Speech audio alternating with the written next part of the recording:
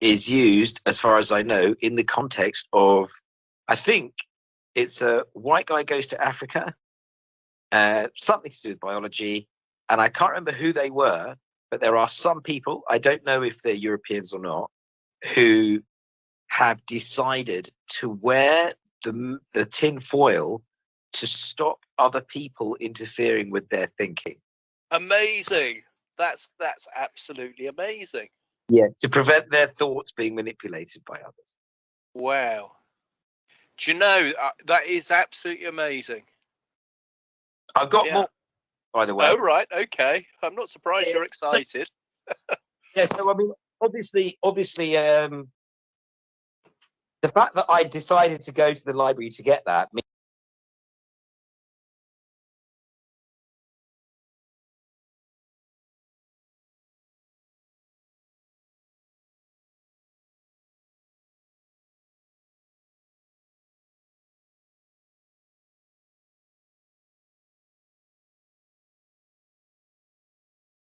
so next to that there was this.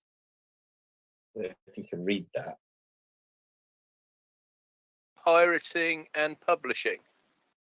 Okay. This is Robert Darnton. Oh, he wrote a biography of Voltaire. Robert Darnton. Okay, so this is in a way like a kind of 18th century Grub Street type story.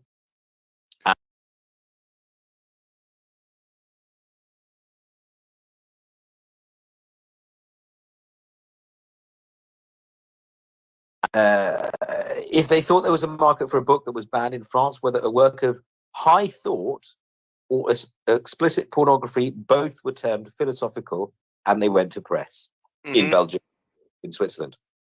So I thought that is relevant in that we have, a time where everything, people are getting deplatformed, etc., etc. I got some other books. So then there's this one, which is called New Bottles for New Wine, which is a Julian Huxley book that is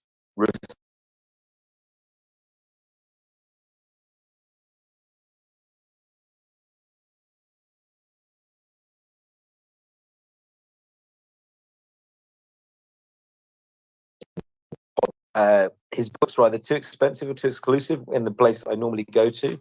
But I found a book of his called Quacks, Fakers and Charlatans in English Medicine. I believe that would be spanning 17th to 19th century. There's Health for Sale, which I think is 1660 to 1850. Again, quackery. Incidentally, there's this one, which I noticed had come out at one point, Dark Persuasion, about brainwashing. I've watched the YouTube video.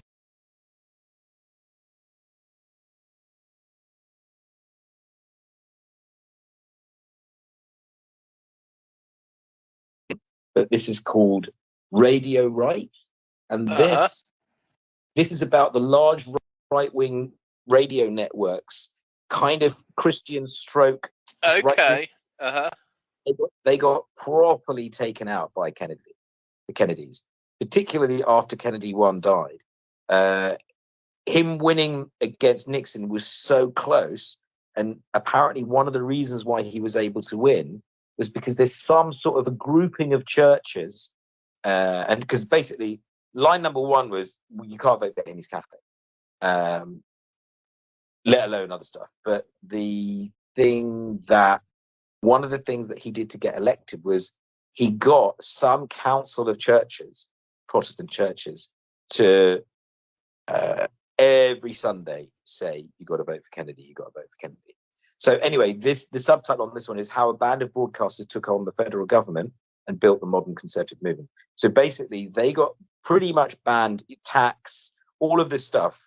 They got taken off the airwaves by the mid-60s, and they never really got to come back until Reagan.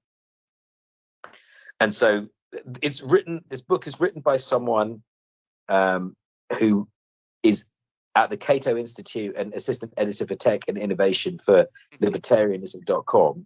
So, I didn't notice that. It's an interesting. I mean, that's a very interesting story. If you read, what's he called, ISGP, the what's he called, Von der Rayen or whatever, which is he has a whole section on that on American AM radio, which is effectively the same thing. But what he actually says is that a lot of CIA people tend to go through that route. And it's also a route which Alex Jones still broadcasts a lot on there. He has a lot of broadcasts. Alex Jones gets mentioned in this one, and he's mentioned in another book that I read. Sorry, carry on.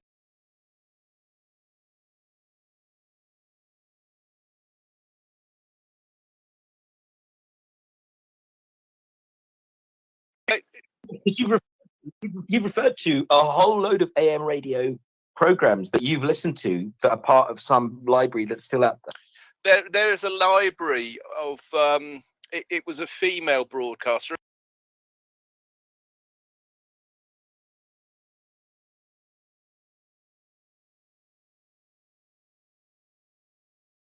from the left side of that. There's I'm very fond of Stepping Out of Babylon, which is Sue Cipriano, and she broadcast. The last place she was broadcasting from was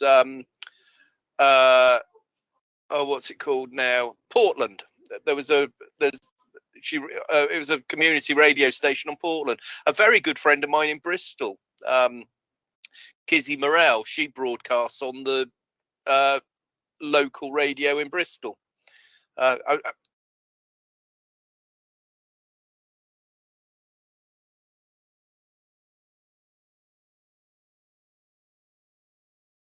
Radio in London. He does a African beats show for all the salsa stuff and the dancing, because he's big into that scene. I think he's on. I think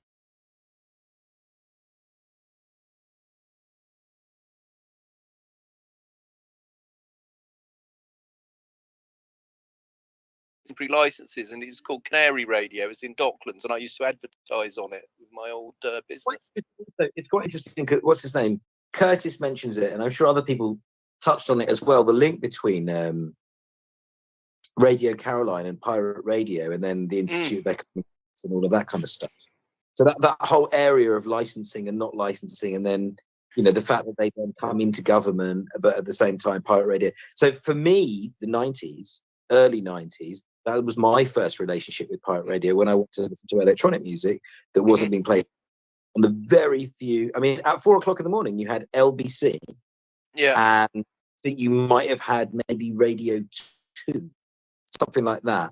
Yeah, Ranger, it's absolutely right. I mean, and the internet. You can listen to radio shows on the internet, as you know. In fact, I do. But the good old-fashioned flyers, handouts, written material, public meetings, passing on things by word of mouth, that is still the Bush Telegraph. It absolutely is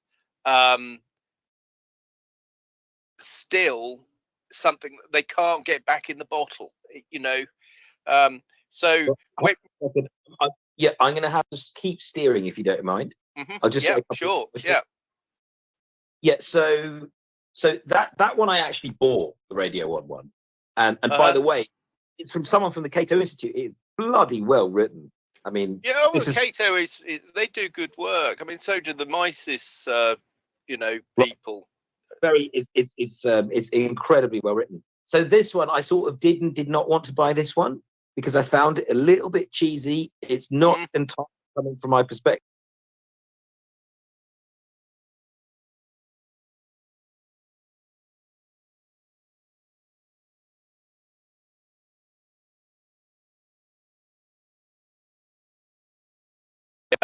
The other guy that did the conspiracy theory book was what's he called? Aronovich didn't he? Because he was on an Andrew Neil interview with Alex Jones, if you remember. This was a few years back. Was that called Voodoo Histories? No. What, his book?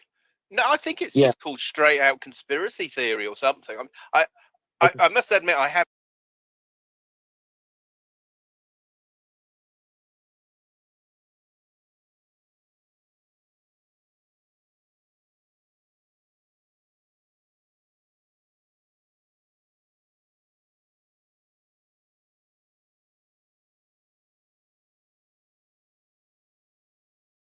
I mean, there's no doubt in my mind he's a gatekeeper of sorts. You know, there's no doubt that you know, he carries water for the establishment, in my view. Yeah. So this book, Hope and Fear, Ronald H. Fritzer, it's come out on Reaction Books. I assume that's just because it says he's professor of history and religion at Athens State University, Alabama. His previous books: Invented Knowledge, False History, Fake Science and Pseudo Religions, and Egyptomania: History of Fascination, Fantasy and Obsession. It's highly critical.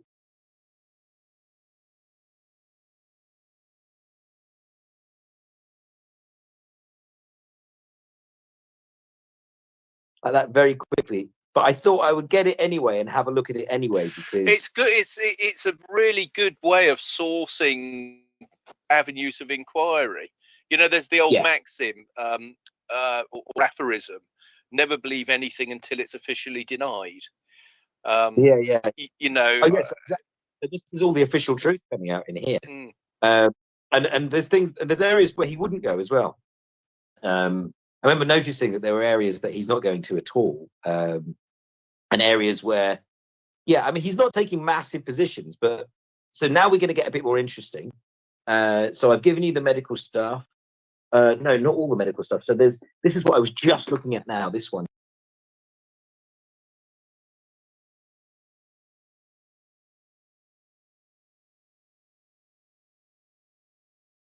In 2008, and it was published in, and it is about the politics of vaccinations, but very specifically in England and Wales from 1800 to 1874. So I think what they say is at the very beginning is all of the Jenner stuff. The Jenner stuff. What's that? Transition. Jenner.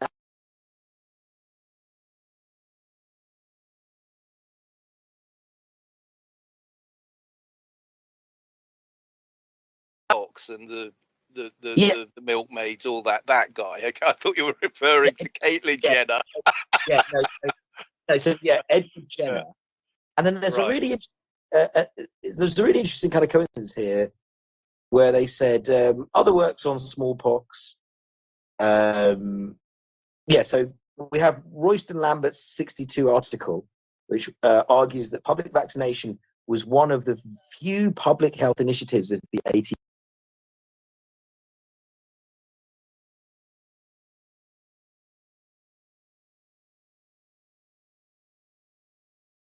To declare their conscientious objection to vaccination. The focus on anti-vaccination is justified by its wider significance as a measure of popular opposition to increasing interventionist state medicine. Then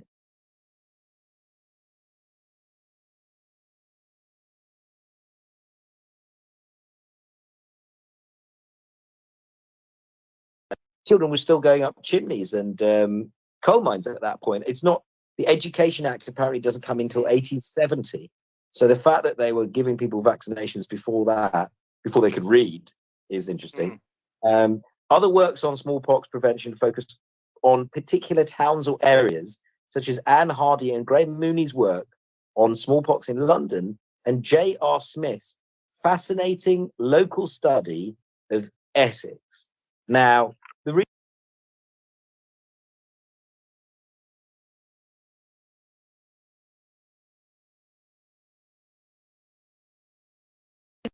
off with Huxley, but then I did, having looked at vaccination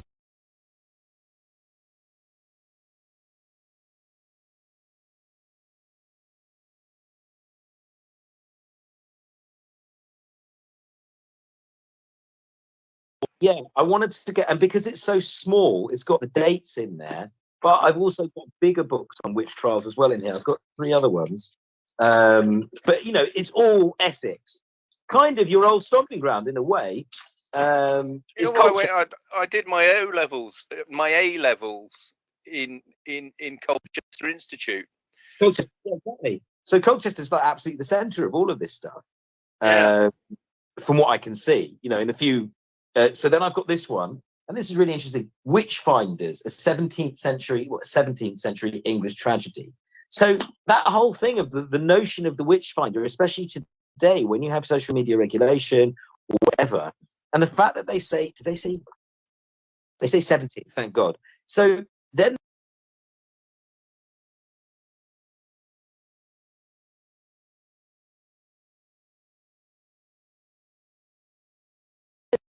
This and is what's this? The English Civil War. yeah, Right. So we're talking about Cromwell rather than the Glorious Revolution. certainly Cromwell and all of that.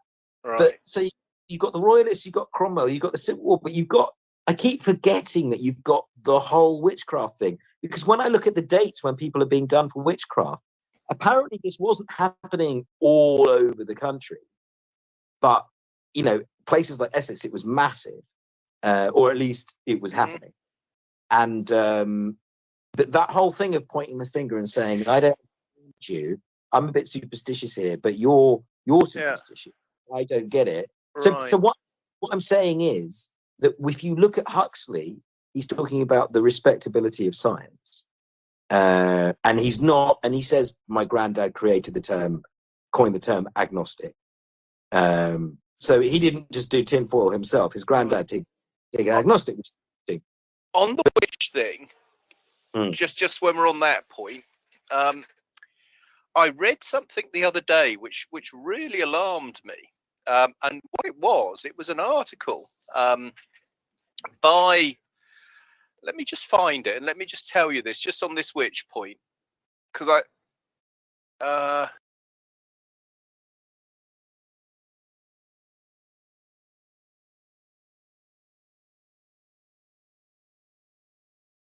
history.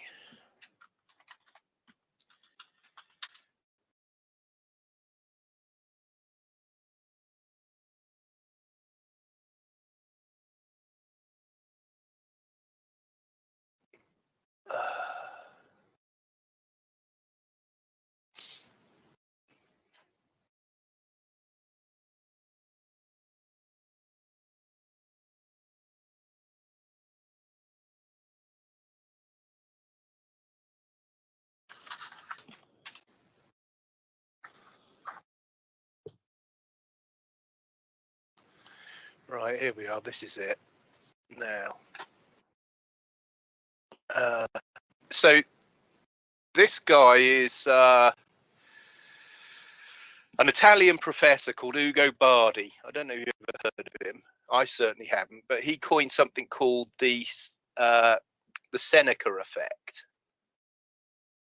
And his he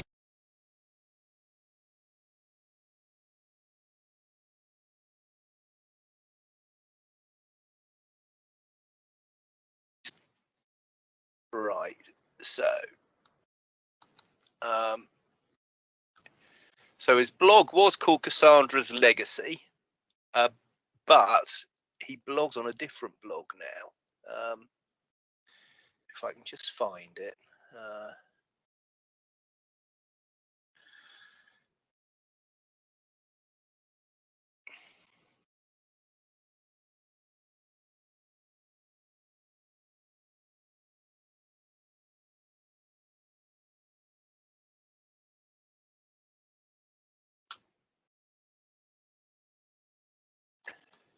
This is worth waiting for. It's absolutely shocking.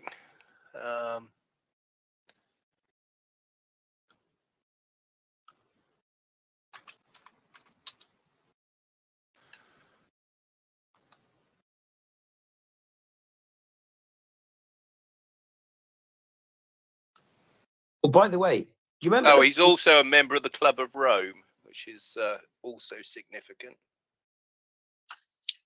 Obviously, you'll remember the name Millie Dowler.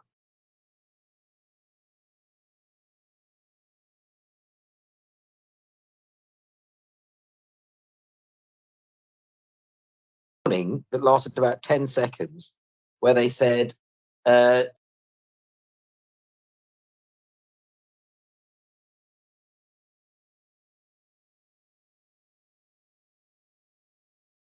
and therefore the person who got banged up for it can't have done it.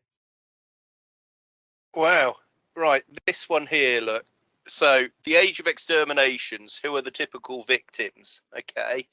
Right. Where are we?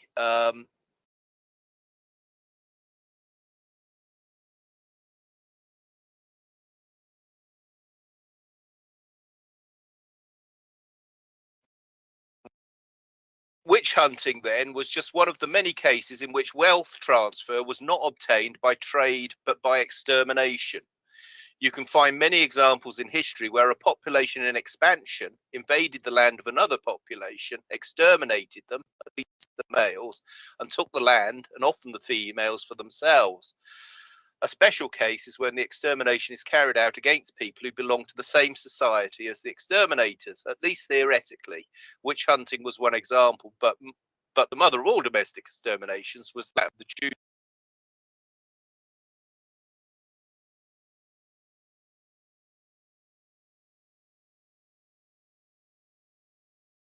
To do with stealing their wealth. Okay. Now, the fact that he's in the Club of Rome and is right, that blog was actually published on the 6th of September 2021. Then he's got another one, October 20, The Age of Exterminations, The Great Famine to Come. Right. I mean, this guy is, a full-on Club of Rome, peak oil person, and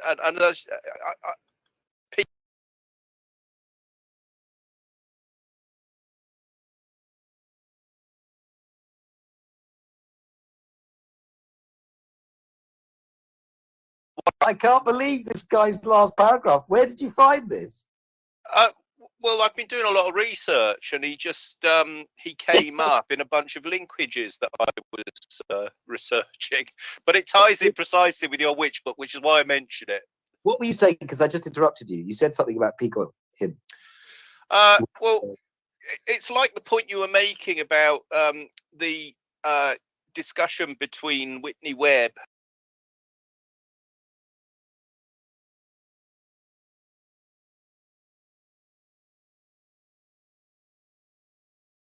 sterilization, eugenics, and all of that sort of thing. And and it absolutely it shoots through the whole of the Club of Rome limits for growth stuff. And so what we've done here, Ranjan, we've hit a node in the nexus of the population control eugenics cult. Okay. And so when I heard Boris Johnson say inanition in the debates with Jeremy Corbyn, using the word inanition of truth to describe Jeremy Corbyn's banter, as it were, inanition is a specialist term to do with famine and death from famine. So an inanition of truth is a famine of truthfulness. But that is a very strange way. Nobody except someone. I mean, I said he was an Apollonian cultist. He's one of the and his father is an absolute population control fanatic. Now, the latest spin on Boris adapting climate change, they're all saying these are the 11 slides that persuaded him of climate change. Have you seen that? Right. No. It smacks of a planted story. It absolutely does. But yeah, I mean, it's just curious. You should look at that witch burning book.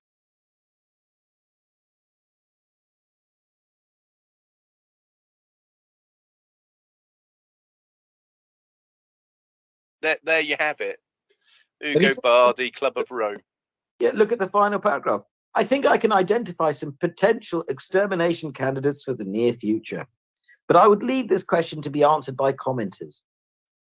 Who would you think would be the most likely target for the next round of ethnic stroke political cleansing? Ugo Bardi. And what he says is actually retired baby boomers. If you read it, that's what he, those are who he means, because he does actually explicitly say it in the other article or in that article. And of course, Midazolam.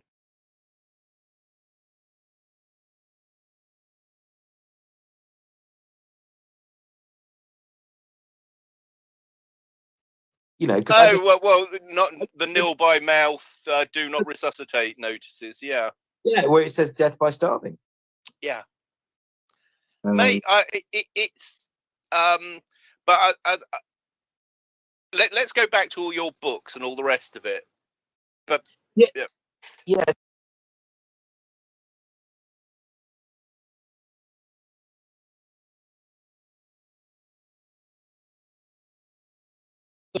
Witch hunter book, and it says it's a picture, and there's a sort of satyr there. Maybe. Okay. Yeah. Yeah, and underneath it says the Witches' Shabbat, depicted here as a licentious country dance led by the devils. Interesting that they call it a Shabbat, which overlaps with other prejudices of the time. But yeah, so those two witches. So I'm kind of just thinking about the fact that I went there looking for Huxley stuff. I found some of his stuff on eugenics, but at the same time, I was interested in the history of medicine because that kind of links with Huxley. I've got the publishing stuff, the American radio stuff, but then with the vaccination stuff, I also saw a book that I didn't get yesterday, which was about the history of Edinburgh University, and I looked. There was a medicine section, and it said very specifically that I think it was June, but in 1923, that is when the Rockefeller gave them £30,000. Wow! And there's a condition on there, and it says it's for this and that. And I think the this and the that were one aspect to fund research, then other aspect that said something about public. I didn't take a screenshot, but that's not going to be hard to find. The condition that the Rockefellers put on the Edinburgh money. Part of it even makes me think of Bill and Melinda Gates at The Guardian, let alone anywhere else. But of course, I remember looking up Bill and Melinda Gates in Edinburgh and Glasgow, and they do give them money. And that is not... Then I realised I shouldn't get excited about that, because that is totally normal. In The Politics of Vaccination, this book here, it talks about vaccination in the early 19th century, early in England and Wales, creation of a public vaccination service, compulsory vaccination and divisions amongst practitioners, central control over public vaccination, the failure of central supervision, challenges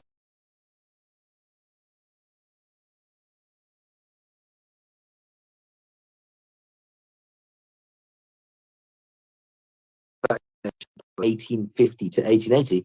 Bear in mind, they don't have any independence in that country. Yeah, Ireland, 1850 to 1880. And then number 9, vaccination in Scotland, victory for practitioners.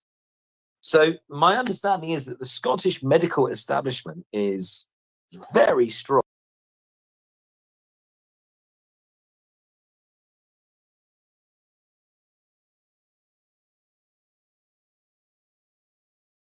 Starting to notice that more and more. And so I think the train of thought is this: you've got enlightenment, you've got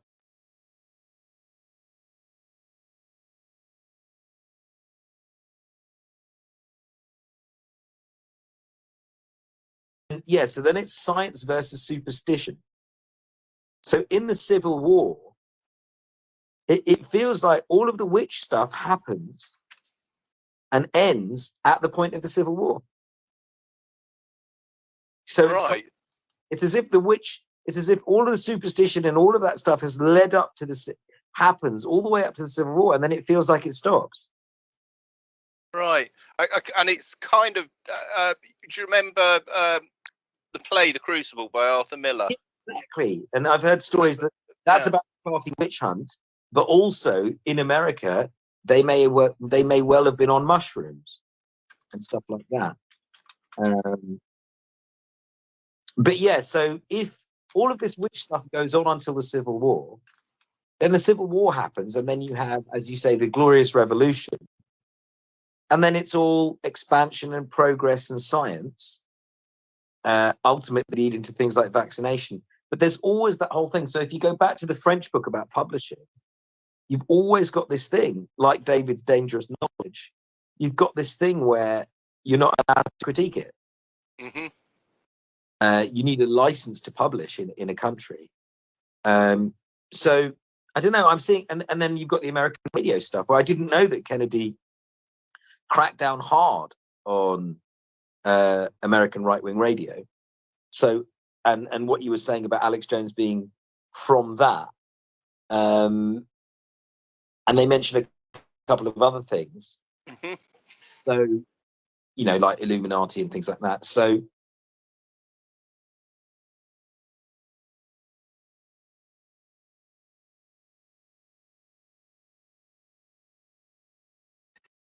Like this, but it is interesting if you overlap little bits of, because right now they're really coming down hard on the internet regulation. Well, it's been going on for a couple of years. The sort of When Corbyn came up, it wasn't so strong. You know, they really came down hard after him as well. You know, before him in 2015, basically, when he turned up, it didn't feel like it was a huge problem at the time. I didn't think of it. I didn't like being moderated on the Guardian website. Of course, the other thing is newspapers, comment boards are not subject to regulation like everyone else is, and things like that. They're saying you can get done if you say something that's known to be untrue. Can you believe that? What, for commenting in a newspaper comment section? No. I mean, in the news yesterday, not using many words, they said the charges, the things that you can get done for, is particularly against celebrities. If you do anything against a celebrity, you're in trouble. Oh, well, that's just the thin end of the wedge. I mean, that's how they get in the other stuff.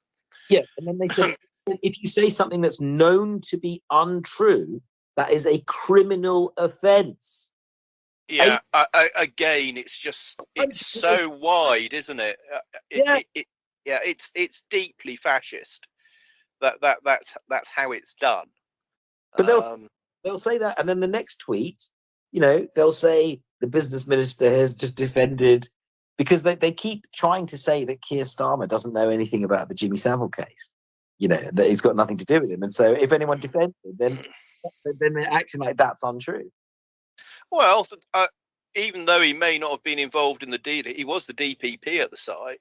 So, you know, in terms of the buck stopping at the top, you know, it's you know, don't.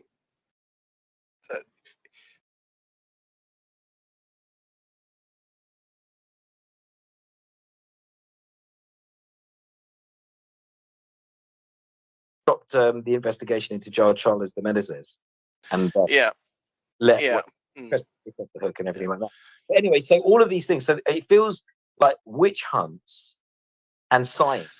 Oh yeah, I think you're right. I mean, the you know, naming and shaming is all part of the plan, and of course the model for it was the shaming Holocaust deniers, then putting that in shaming climate deniers, talking about turning climate denial into a offence, and then of course you get into all of the um, uh,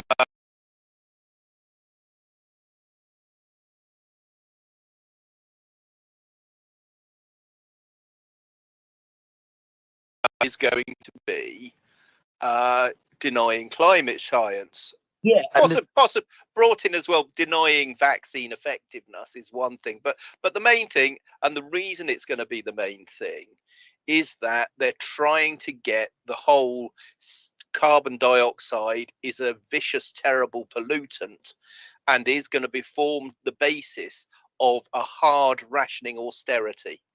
So. Yeah. Two or three things I just wanted to quickly mention. Also, one, I suddenly remembered one of the other big links is, of course, because when I was told about Julian Huxley, I think I recorded my chat with Ron as well. I asked about Julian Huxley, and he said, "Oh, well, he's Thomas Huxley's grandson."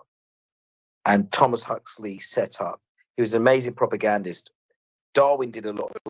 Thomas Huxley was known as Darwin's bulldog. That was his nickname. Yeah. So we've had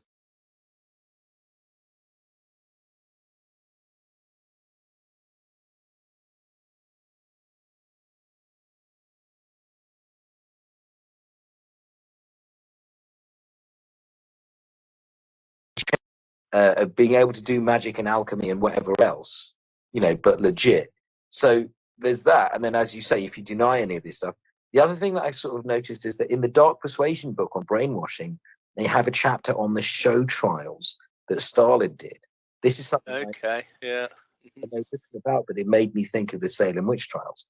And so it just talks a little bit about how these people, I haven't read it, but it looks like they talk to them in a certain way in order to get them to confess things. Yeah. Do you know the Harry Miller case is a very good reference point of this, which is where the police rang him up and said, "Oh, we're just ringing up to check your thinking." It went to court. This is all in the run up to the back end of 2019, and he won in the High Court. And the judge actually said, "We don't do this in this country. We've never had a Gestapo or a Checker. Checker being the Eastern Germany secret police." Yeah, but the Harry Miller case. If you put Harry Miller in my blog, there's a copy of the judgment and all sorts, which is worth reading. Had he done anything, or did they just do him? No, it was one of these discussions about there being more than one gender, I think, or something like that, and so someone accused him of being, and it's known as a non-crime thought crime, or something ridiculous like that. This was in England, yeah. In prison.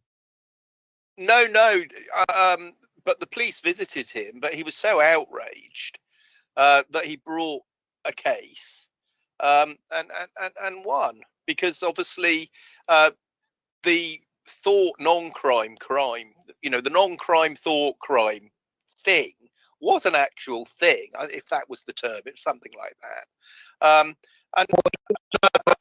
And it goes on your record for job applications and things like that. So it's like a black mark in the little book, even though it's not something they,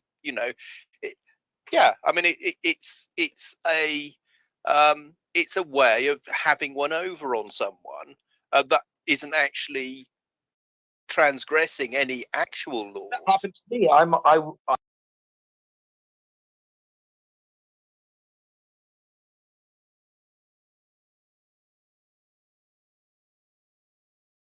People to check their thinking themselves. It's self censorship, and it's the self censorship through the atmosphere of fear that they're seeking to generate, and it really is a thing. But yeah, the Harry Miller case was a bit. He was all over social media at the time. There's a very good interview with him on the New Culture Forum, which is the he's a member of the London Assembly, the guy that has the New Culture Forum, but he has some very good people on there that he's in.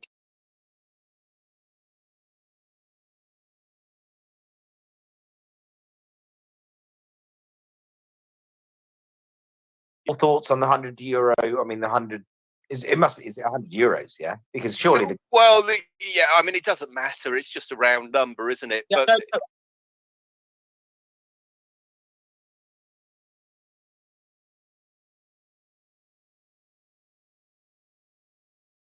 no, president of Luxembourg or whatever he is had objected to a new uh,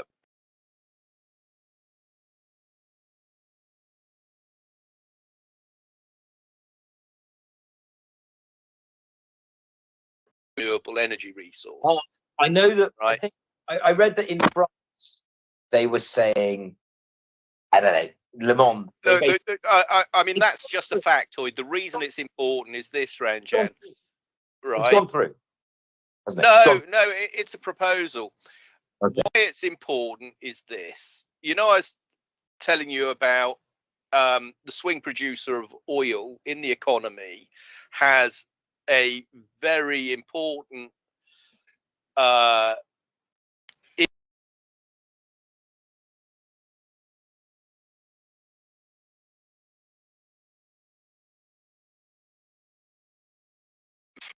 has a very, very large effect on the real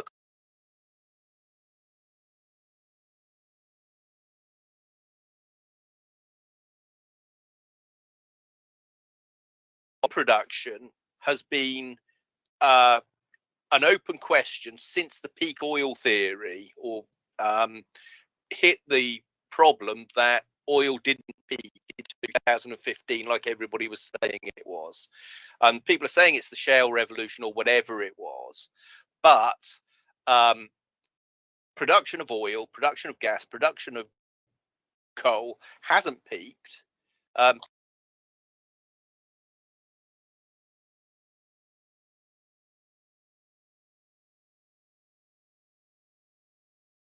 You say makes sense. In theory, it could peak, even if it's abiogenetic and not a fossil fuel.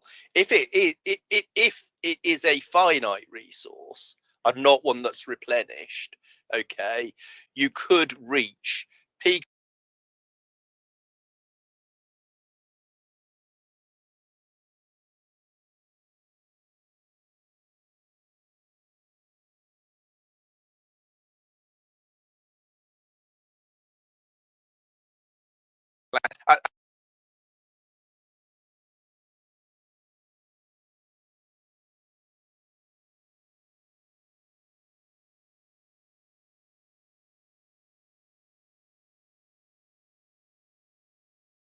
Doesn't really matter. Carbon credits, okay, you get carbon credits for good energy, clean energy, renewable energy, right? Wind, wave, and uh, solar, right? Nuclear is a don't know. And I call that a don't know because obviously this commission spat is going on at the moment, right? Hydroelectric is considered green and renewable, although it's not that popular with some people regarding the ecology of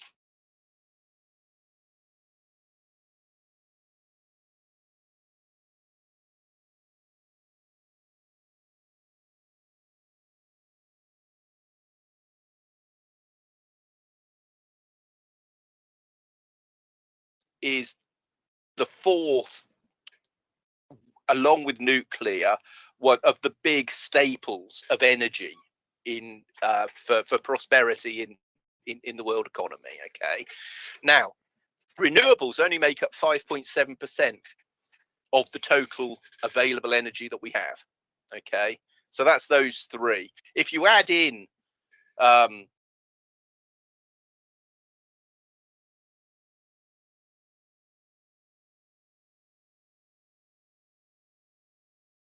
been taken, okay, and there are geopolitical problems. So, for instance, the High Aswan dam, there's a geopolitical thing. If you put another dam upstream of that, say on the Nile, yeah, you're going to. There are various problems with that. It's a little bit like poisoning the river upstream and all that sort of good stuff. But anyway, So with hydro, you can improve the turbines and increase the production that way. That's true, and there may be some opportunities to build a few more dams, but it's not to the extent that it's going to actually impact on the available good energy credits that come in. Right now, the ratio of 6%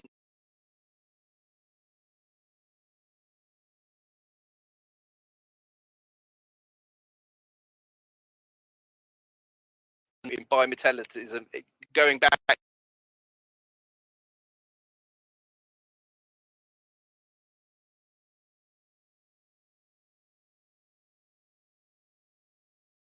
standard, okay, that's effectively what it is. Your Explain that again. well, I've explained it in a blog today, but the gold standard, okay, you had gold, which was the rich people's money and the bankers' money, and then you had silver, and silver was the common people's money, right? And the ratio historically, in terms of the value of those two things, has varied between about 12 to 1 and 16 to 1 over the last 5,000 years. Okay. Yeah. There's another nerd fact that the ratio in the East is different from the ratio in the West. And with East-West trade, because of that ratio, there was an arbitrage opportunity, which actually led to silver being sucked out of the Western economies and would cause recessions now and again. Right. The famous example of a inflation caused by an influx of gold is obviously when the Spanish conquered South America and basically stole all the Aztecs' gold, all that shit. Right now, that ratio's really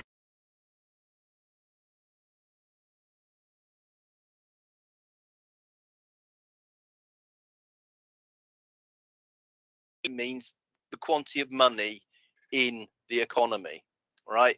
So central bankers really like the gold standard, but the gold standard, it's not hard to find out that the gold standard is deflationary.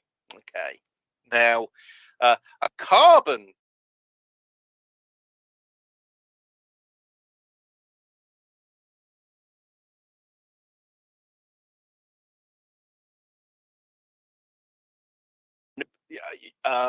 so the fact that the ratio is as it is, by controlling the price of carbon, so for the bad energies, okay, and by giving the certificates for the renewables, right, you effectively get control of the world economy, the monetary economy, as a banker, okay.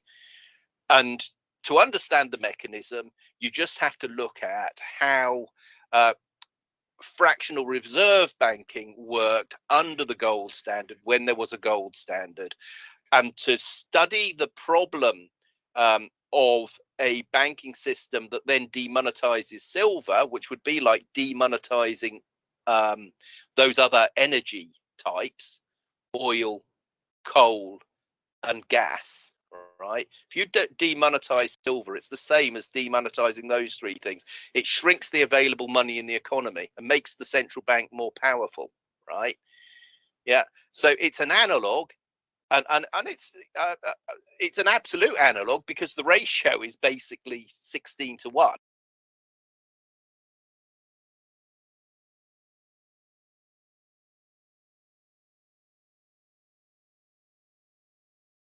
Sacrificed, I will not be crucified on a cross of gold.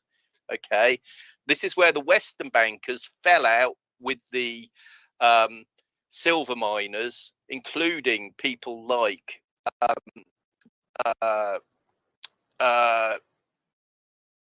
Randolph Hearst, that his dad, who was a silver miner, his father made his money as and there's a whole body of social history and class struggle around this crime of 1873. And what we're seeing, okay, with the climate change agenda and the way that it's being put, it's a repeat of the crime of 1873 with all the same machinations. And then the final bit of it, which is quite interesting, which I've got in my blog today, is Jesus threw the money changers out of the temple, okay, basically for giving a bad exchange rate, basically for the Tyrian shekel, which was a Roman coin, for the other currencies that were in, you know, so people who made their pilgrimage to Jerusalem or whatever to visit the temple, okay, were basically getting ripped off. And if you read about how the Roman Empire caused the Jewish revolt in Jerusalem, in Palestine, back in the time of Jesus Christ, okay, I put it's at the end of my blog today. I've called it 6 Ways to Sunday, you know, as a pun on the deep state threat against Trump by Schumer. If you remember, but 6 Ways to Sunday, okay, and I've basically said here are the 6 ways to Sunday for the carbon currency end game, and that I mean, you know, it's a big QED moment. I think I really do think my blog today absolutely nails it and brings together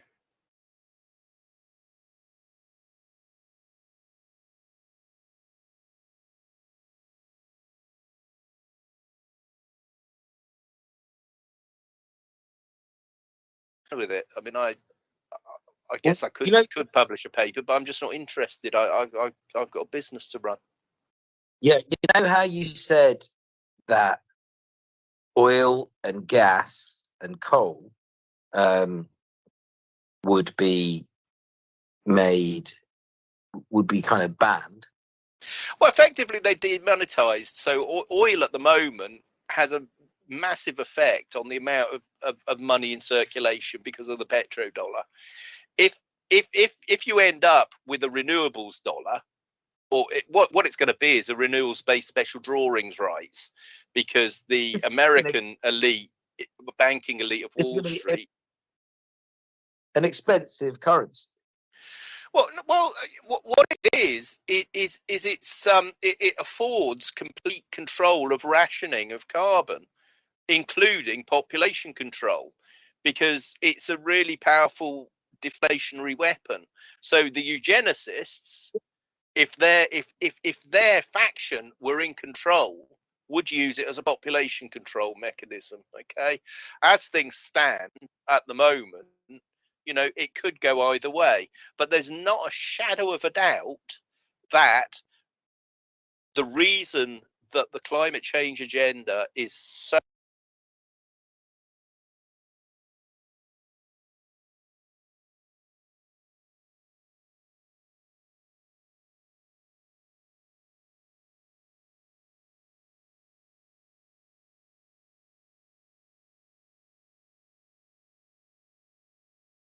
you need depopulation, not population stabilization, not you know, allowing you know, through prosperity for people to make a choice as to how many children they have, right?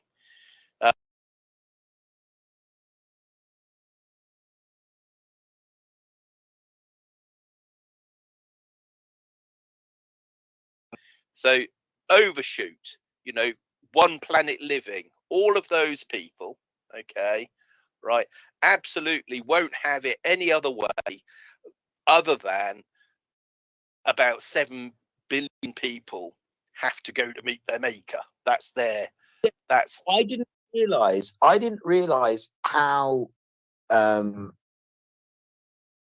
serious this was until because you gave me a fairly soft introduction to this, you know, as in you meant what you said and you'd say it, but I sort of thought, oh, I need to think about that, and you know, you'd say to me, listen, either rich people eat the poor or they don't. You know, it was that kind of thing. I remember you saying that to me, and I remember thinking, okay, well, I mean, Roger, that's one way of looking at it. But bit by bit, I can now see. And I remember one of the first times I ever looked at the Ecologist magazine. In the letters, there was a letter. It was the most prominent letter saying there's just too many people here. And I've got friends who are environmentalists, and they basically just said there's just too many people. It's just too many people. That's what they all say, but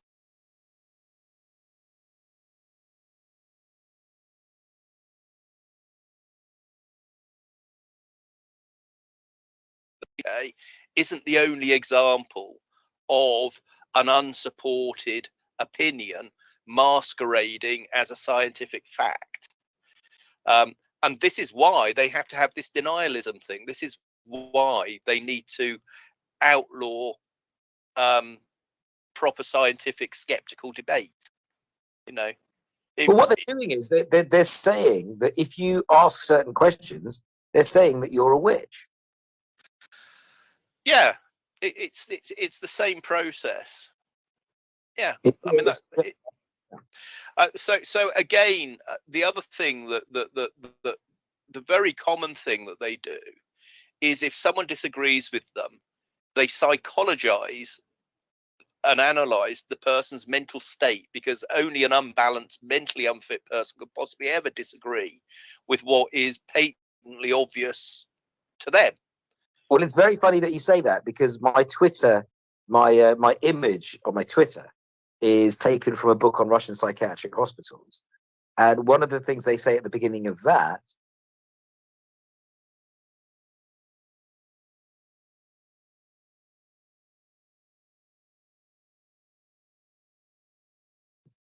not be happy in a state which didn't make mistakes. So the only way they could say we can deal with you is say there's something wrong with you mentally. Yeah. And then with the eugenic side of things, it's like, well, we're better than you are. It's all of that stuff. Yeah, and I sent you a link to that book, Van Diemen's Land, which is talking about the extermination of the Aboriginal population of Van Diemen's Land, which is now known as Tasmania. And quite possibly that's what's going on in the Northern Territories in Australia at the moment, because part of the imperialism of the greenwashing agenda is to do with getting rid of the inconvenience of people that were there before, that have already got, that do have a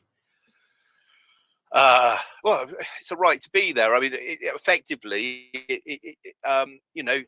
that's what First Nations, Indigenous peoples are,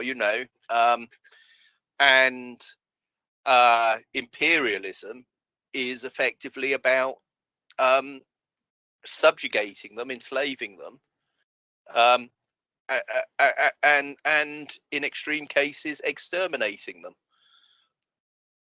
In the case of the energy, so where will the energy come in the future from? I mean, obviously, you said energy. So, well, this is the point about energy, okay? Even if oil or hydrocarbons is a renewable resource, okay, in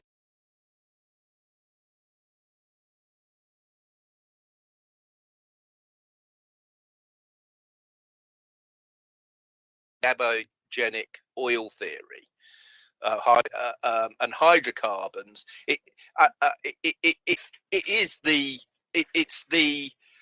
mainstream theory in the former Soviet bloc. Okay?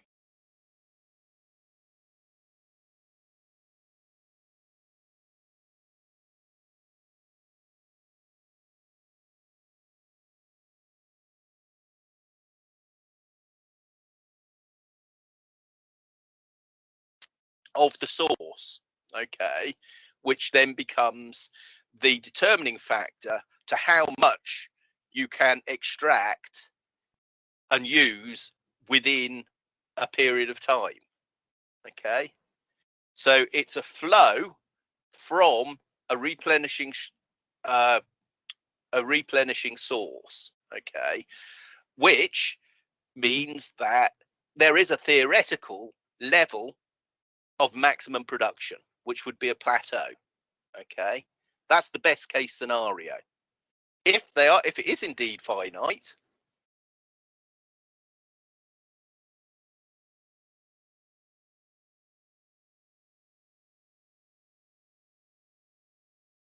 right, because the increasing the efficiency of extraction, etc., means you can still get your hands on the energy.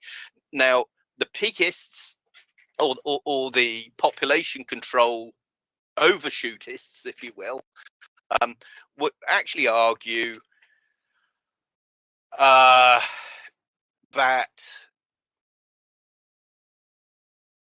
the energy cost of extracting that energy to get to a plateau will come sooner rather than later, because by their case, all of the easy methods, all the easy sources have been identified already, right?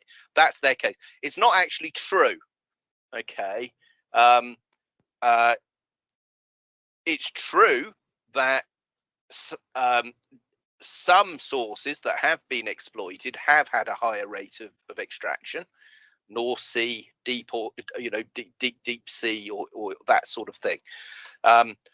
Also, fracking and shale oil extraction is more expensive to do, but has come down dramatically in place. It's not a fixed cost, is what I'm saying, right? So I happen to know that in the mid 2000s, okay, it was possible to extract oil in the Russian Federation in some of the new fields coming in there for $1.67 a barrel, right? That's cheaper than Saudi Arabia at the time. Saudi Arabia has a cost of extracting of approaching $10 a barrel. Nobody knows exactly what they're like state secrets, but for argument's sake, say in the Guar field, it's still $8 a barrel, right? Now, the Guar field is still massive. There's all sorts of talk about whether or not it's peaked and is going down and all the rest of it, right?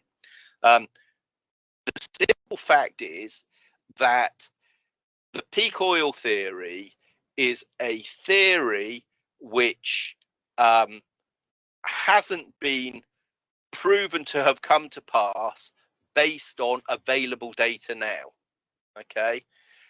What we do know is that the world's supply of so-called fossil fuels, in the case of oil, there's about 50 odd years left. In the case of gas, there's something, I think it's 57 years left. And in the case of coal, there's 135 years left. Okay. If indeed it is a finite resource. Okay. Now,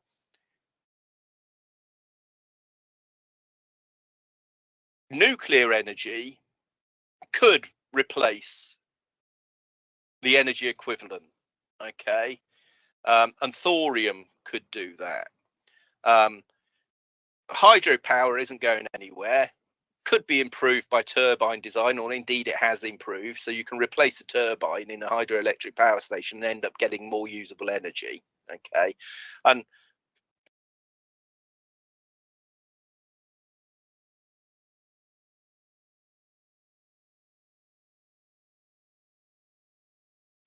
right, and that also affects how much energy you can get out from a nuclear plant, because the steam in a nuclear plant drives a turbine, and you know, whether we've hit peak turbine design or not remains to be seen. I doubt it somehow.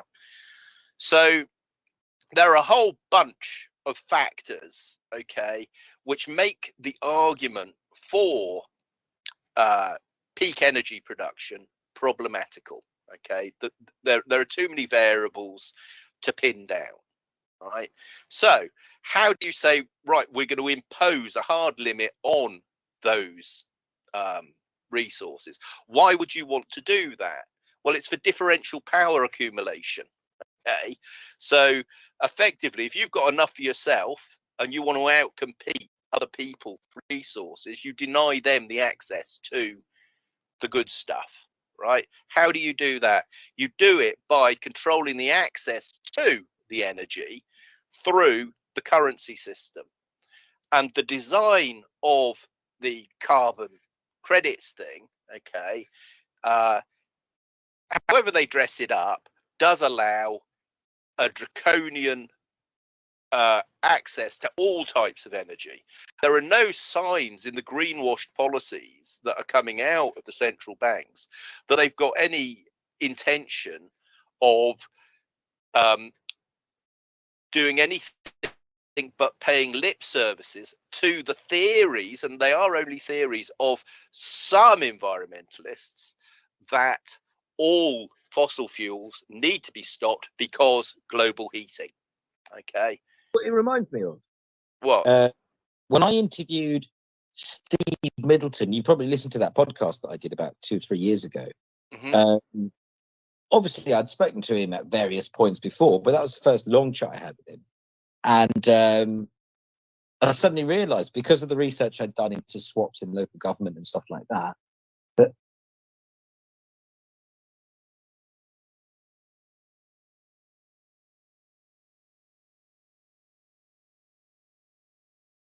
and they didn't realise what was in it. And it was during the dash for cash that they really, that the banks really leaned on those and took as much as they could from everyone. So it was just there waiting to be activated and exercised. And so then I think, and it's a similar, it's like a witch hunt as well. So going up, effectively, the predator will take what they consider to be the weak prey. Now, unfortunately, the predator is actually up against people that are big enough and ugly enough to look after themselves. Yours truly is one of them. There's no mystery to me on what these people get up to, right? I understand perfectly well, and I'm not mad. I'm not even angry, but I do know what they're about. I think they're wrong. I think what they're doing is wrong. I think it's immoral. And I think there is a way better way of, embracing prosperity for everyone, right? Which happens to be what's called the American way by the LaRouche Group, who you mentioned earlier, right? And they mention an economist called Carey, who I sent you a link. That there's a book of his letters to the London Times, because he was attacked for his views on free trade, and free trade is nothing of the sort. This is 100 years ago. Yeah, in the 1880s or so. So I mean, there's a lot of monetary history around that period. Not least obviously the crime of 1873. But that was the beginning of the robber baron period, and then that all ended in the Sherman Trust Acts, and all of that. And then in terms of this, the propagandizing thing, the one to look at is the Smith-Mundt Act, which is the American act that means Voice of America isn't allowed to be broadcast in the US. It's strictly for export, but you're allowed to go and have a look at it, and the people who are allowed to go and see are some journalists and academics and things like that, because obviously they're a safe pair of hands. They're grown up enough to understand the contradictions. The Smith-Mundt Act. I blogged about it. I can't remember the date of it, but I mean that would make sense, wouldn't it, if it was the 50s? Because that's It would. Radio Free Europe as well. I mean, there's a whole bunch of stuff. Lord Haw in the war, who's, in fact, he was a Joyce as well, and he was hung for treason or whatever it was. I think he was hung. Yeah, I think he was. I don't think he was just imprisoned. Yeah. So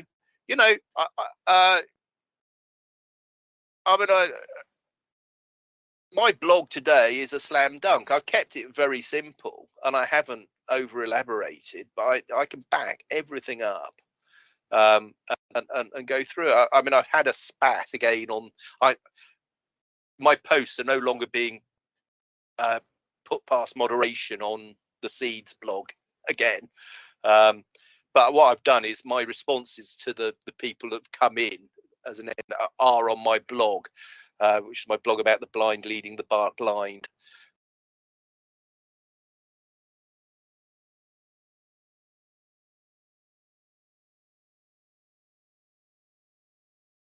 and build some affordable homes for the hardworking families that want them, and the hardworking, Generation X, Generation Z,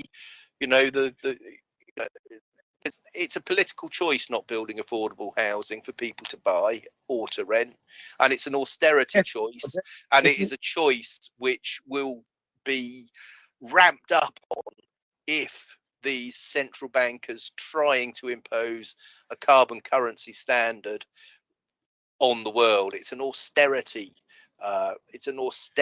play, and what if their ideology happens to be eugenics based, Carney, we're in a whole world. There's a whole world of trouble.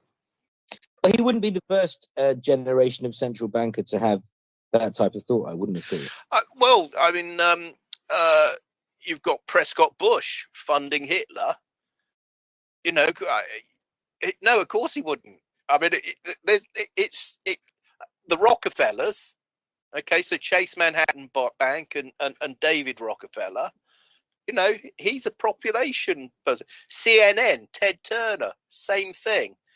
And of course, a lot of the scientific assumptions that we accept as read are merely unsubstantiated truth claims from a media monopoly complex, which has become increasingly more ubiquitous and increasingly pernicious over the past 30 odd years, right? But really since the collapse of the Soviet Union and so forth in the early 90s.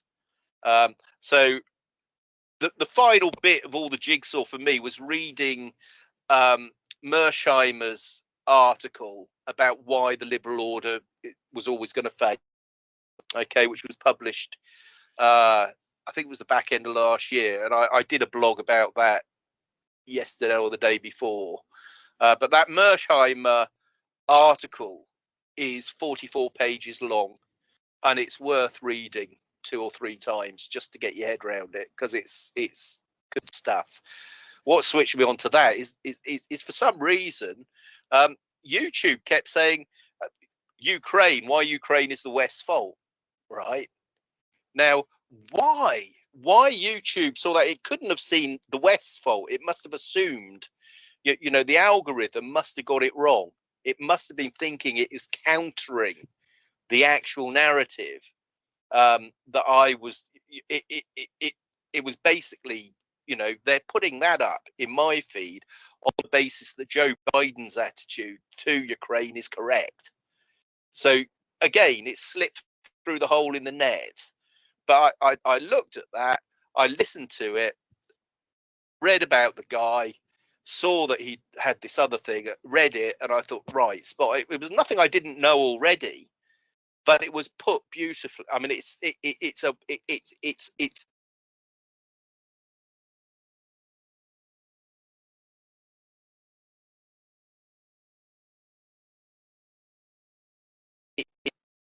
there we are.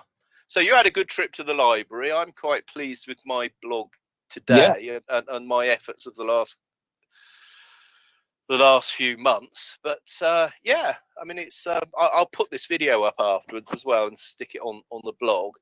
But like I say, I mean,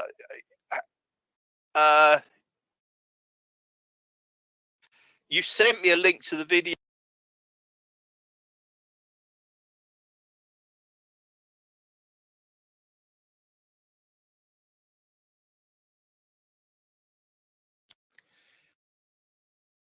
It's shocking. In the same with that Ugo Bardi article is shocking too. But yeah. Well, he says in the biography, which I looked at, he says that he refers to remembering living with a Jew in it must be the early 1900s when he's a kid, maybe during some war, I don't know what. But he said, I remember her brown nose, her brown hair, something in her hooked nose. This was written in 1970, so, and he's from long before that. He'd have been Much Hold older. on a second. Which book is this? This is Julian Huxley referred in passing to someone who he met as a child because he stayed with them or something like that. And he remembered the brown hair. So, I don't know what about the skin, but it was the hook nose was the final So word. what was it? It was a stereotype, you think? An anti-Semitic word- stereotype? The word Jewishness was in the sentence, and the last Do you expression know was, that's interesting? Because my old school friend, Adam Tickell, okay, who I noticed that his uncle, Sir Crispin, died recently. I was reading his obituary the other day. But I can remember when Adam and I were at school, Adam told me a story about a family friend they had who can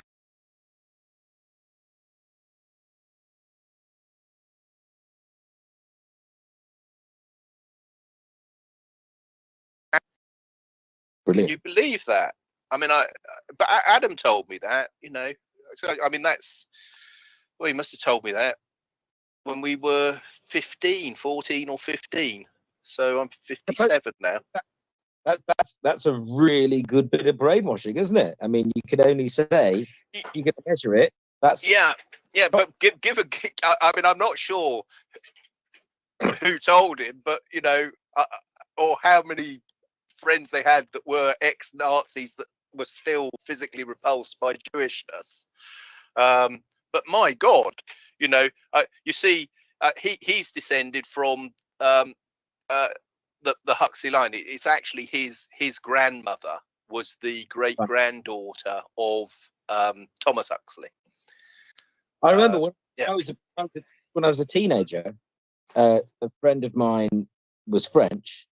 I knew him through my mum had introduced me to because they wanted me to improve my French and stuff. So he was a bit older than me. He wasn't from Paris, and he said he hadn't been in this country.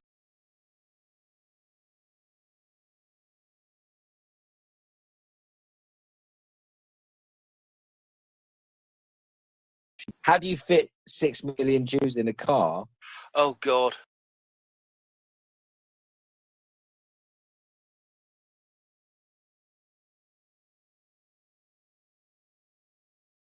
Said it, and that's Yeah. I think that must have been as a fairly late teenager. That was one of the first times I'd ever been because of my shelter life. I've never heard anything like that before. Oh right. Okay. Well, I the latest stuff is the Joe Rogan stuff about using the N word. I don't know think if you've seen that. no, And then another famous one is Christopher Hitchens quoting David Irving singing a rhyme to I think it must have been his child in what he was interviewing David Irving in Washington or something. He was on some speech, and you know, it what he directly quoted him, or was it a yeah, video? the rhyme. Hitchens and his wife were quite shocked because you know, I mean, I can't. I mean, it is an offensive. It's an offensive racial stereotype type of rhyme. Yeah, And obviously Hitchens wanted to do a hatchet job on Irving. Now, as it happens, David Irving is actually a very good historian of the Second World War from the German perspective, especially the Dresden bombings. Okay, and the firebombing of Dresden was a war crime, in my opinion. Okay,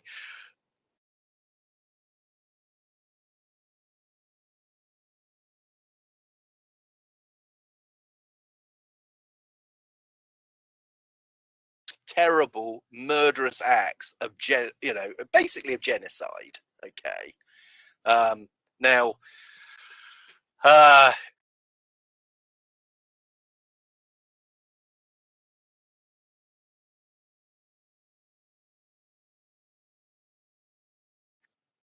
it hasn't turned me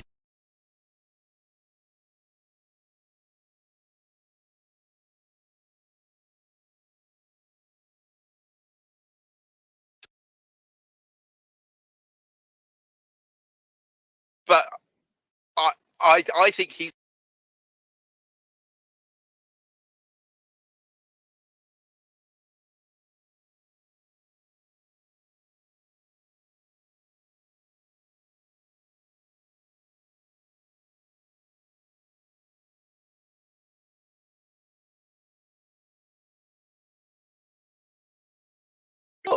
Okay, and he's I love.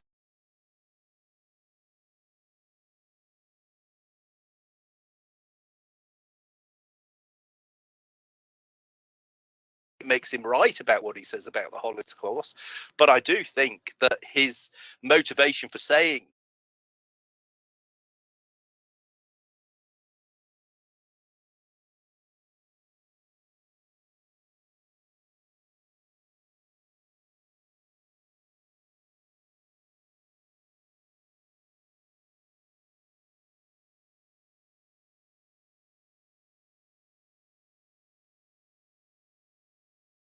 Bumpy and all this sort of stuff and some technical stuff, right? And Jail. yeah, he's not in jail anymore. There was an old woman called have a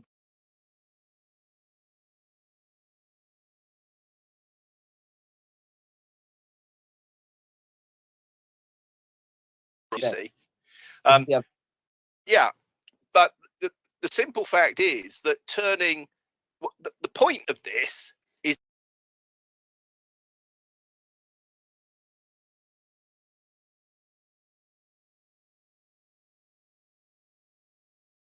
you know, in all the Corbyn stuff, right? The point about it is that it's too wide. Okay, if you're going to make a legal piece of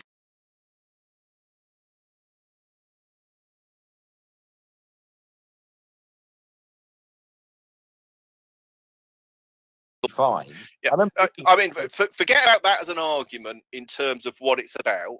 Okay, but all of the arguments about the precision of the language apply equally well to the climate denial, vaccine denial, hate speech, all of these, right? So it's, I haven't thought in those terms. do you see what I mean? So from a legal point of view, and so, okay, the best example of how a loose interpretation can cause a lot of problems is Heydrich, who was part of the Nazi regime, actually did say, it is me, it is I, who determines what is a Jew. Okay, and there's a wonderful thing about written. I think it was the 50th anniversary of the liberation of Auschwitz, actually, by a Polish Jew called Metternich. And he says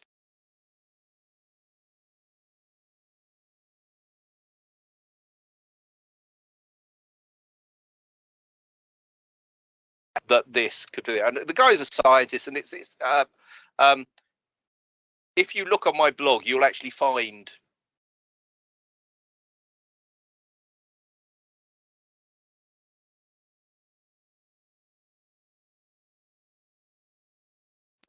who was in the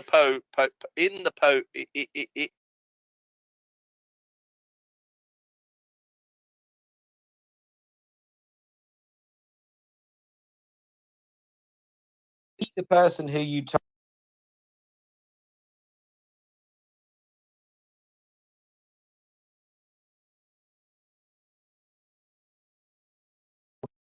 he was one of Hitler's in group in the, you know, one of his, you know, main chiefs of staffs or whatever, you know.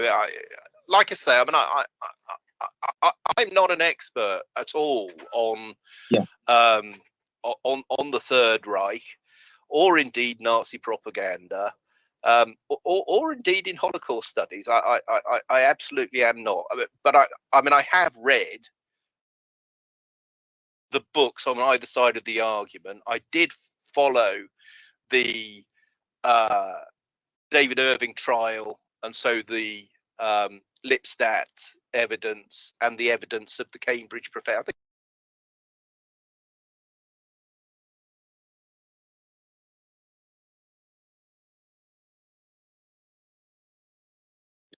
Holocaust denial shouldn't be a crime. It's the wrong thing to do. So they obviously do understand within their subject some of the dangers in terms of prescribing that sort of behaviour. And of course, the other modern example of it is of course apartheid in South Africa, and the pass laws there, and the, you know, again, there's a wonderful poem about the truth and reconciliation process in South Africa, which is on my blog as well. I don't go around remembering poems, not my own or anyone else's, but it's a beautiful poem. The last line is describing Desmond Tutu, again, he died recently, sadly, and it says, you know, the last line is, and he put his head on the table and sobbed or something, and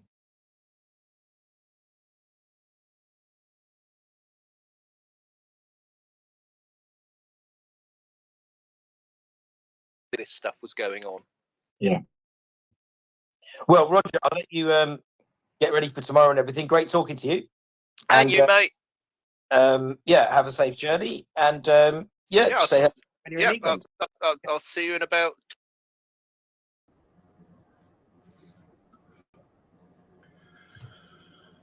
Right, well, that was me and Ranjan 2 years ago. You can see that's got 513 views on BitChute. I'll just turn this off. BitChute's just changing over there.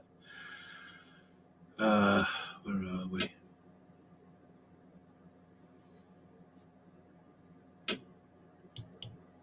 Here we are. Let's just turn this off.